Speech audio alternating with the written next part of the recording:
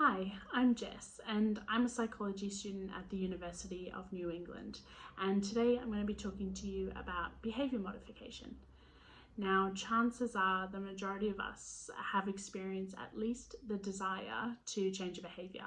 So this could involve you wanting to increase a behaviour such as eating healthier or exercise, or on the other side of the spectrum, it could involve you wanting to significantly decrease or eliminate a behaviour such as smoking. Considering the year we've all had and continue to have relating to COVID-19, I can confidently say that the majority of us will have a newfound appreciation for hygiene. So, in keeping with this theme, the target behaviour for modification today is nail biting. Before we move on to the 4-week intervention plan, which will involve you implementing the behaviour modification strategies yourself, we will conduct a functional assessment. So this will involve recording every time the behaviour occurs, along with the time, location, who's present, and what happens before and after the behaviour occurs.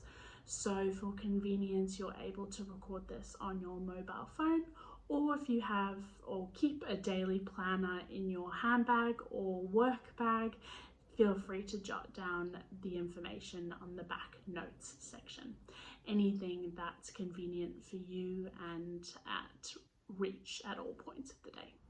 This information is crucial in identifying potential triggers, also known as antecedents and consequences of your behaviour, and will also form the basis of our first modification strategy, which is awareness training. Now, once you've described the behaviours that go along with your nail biting, you will be able to classify them as triggers or warning signs that the behaviour is likely to occur. So an example would be that maybe you find that watching a movie alone induces the nail biting behaviour, and as a result you would use our next modification strategy as a part of your intervention plan.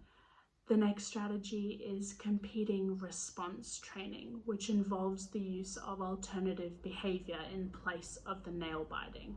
So an example would be to chew sugar-free gum instead of biting your nails, or simply pick up a pencil, or have a designated fidget device. Now, another key behaviour modification strategy for you may be social support. So this may be as easy as just keeping your friends and family in the loop about your intervention plan, and as a result they'll be able to provide you with the positive reinforcement and hopefully keep you accountable across the whole intervention. As this intervention plan is primarily self-managed, you may find it useful to use goal setting within your intervention. So this will use the frequency data that we attained during the functional assessment period to create time frame realistic goals for yourself.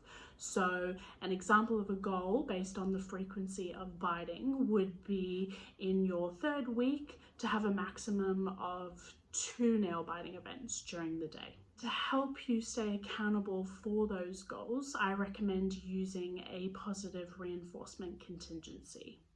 So this will involve you choosing a reward that you believe compensates your efforts for the week. So an example would be you using alternative behaviour during the week. Something to keep in mind is if you're going to be in charge of providing the rewards to yourself, it's really important to choose something that will increase the desired behaviour. Otherwise, what you can do is involve someone close to you to regulate the presentation of the rewards. So if they feel you've met the weekly requirements, they'll be able to provide the reward to you. The combination of the 5 strategies across the 4-week intervention plan does have the ability to significantly decrease nail biting. You may find it useful to continue to record your nail biting frequency throughout the intervention, and this may actually have a positive effect on the behaviour change because of the self-monitoring itself. At the end of the 4 weeks, if your goal is long-term nail biting elimination, I would suggest continuing on with the methods.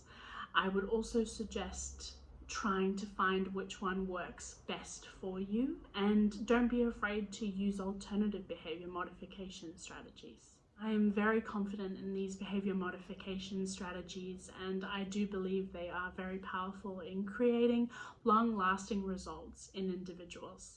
You would be very surprised at the impact we can have on our behaviors, and despite a lot of us being aversive to change, we are very much capable of it. Take 2020, for example. If you have any other examples about nail biting elimination or would like to share your favorite behavior modification strategies, feel free to leave them below. And if you try out the intervention, good luck, and I hope that you have long-lasting results.